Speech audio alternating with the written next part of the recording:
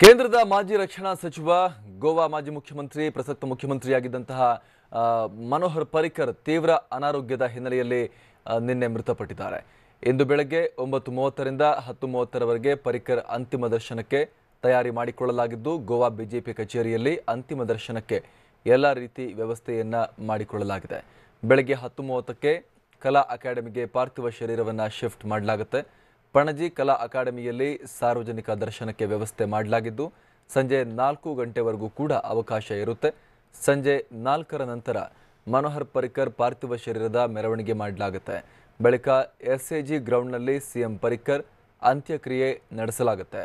ಸಂಜೆ 5 ಗಂಟೆ ನಂತರ ಸಕಲ ಸರ್ಕಾರಿ ಗೌರವಗಳೊಂದಿಗೆ ಪರಿಕರ್ ಅಂತ್ಯಕ್ರಿಯೆ ನೆರವೇರಿಸಲಾಗುತ್ತೆ.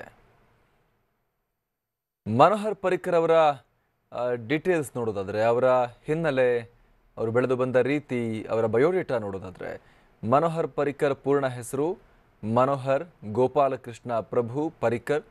ಜನನ 1955 ಡಿಸೆಂಬರ್ 13 ಗೋವಾದ ಮಪೂಸಾದಲ್ಲಿ ಅವರು ಜನಿಸ್ತಾರೆ.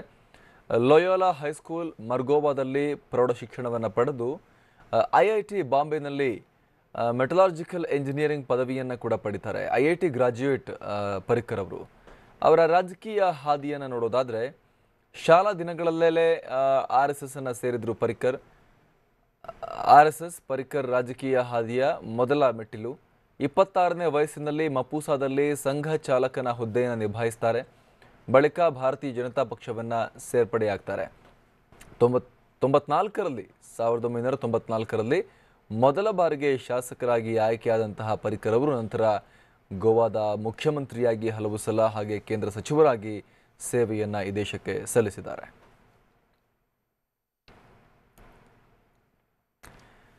ಏನು ಮನೋಹರ್ ಪರಿಕರ್ ಅವರ ಅಗಲಿಕೆಗೆ ದೇಶದಾದ್ಯಂತ ಕಂಬನಿ ವ್ಯಕ್ತವಾಗ್ತಾ ಇದೆ. ಎಲ್ಲರೂ ಕೂಡ ದುಃಖವನ್ನು ವ್ಯಕ್ತಪಡಿಸ್ತಾ ಇದ್ದಾರೆ. ಅವರ ನೆನಪುಗಳನ್ನು ಮೆಲುಕು ಹಾಕ್ತಾ ಇದ್ದಾರೆ. ಈ ಸಂದರ್ಭದಲ್ಲಿ ಲೋಕಸಭೆಯಲ್ಲಿ ಕಾಂಗ್ರೆಸ್ ನಾಯಕ ಮಲ್ಲಿಕಾರ್ಜುನ ಖರ್ಗೆ ಅವರು ಕೂಡ ರಿಯಾಕ್ಟ್ ಮಾಡಿದ್ದಾರೆ. ಏನು ಹೇಳಿದ್ದಾರೆ ನೋಡ್ಕೊಂಡು ಬರೋಣ.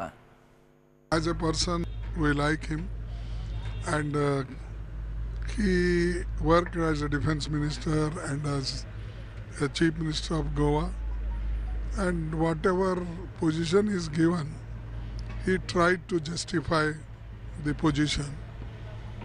Therefore, I deeply condone his death, and my heartfelt condolences with him, his family, and I also pray God that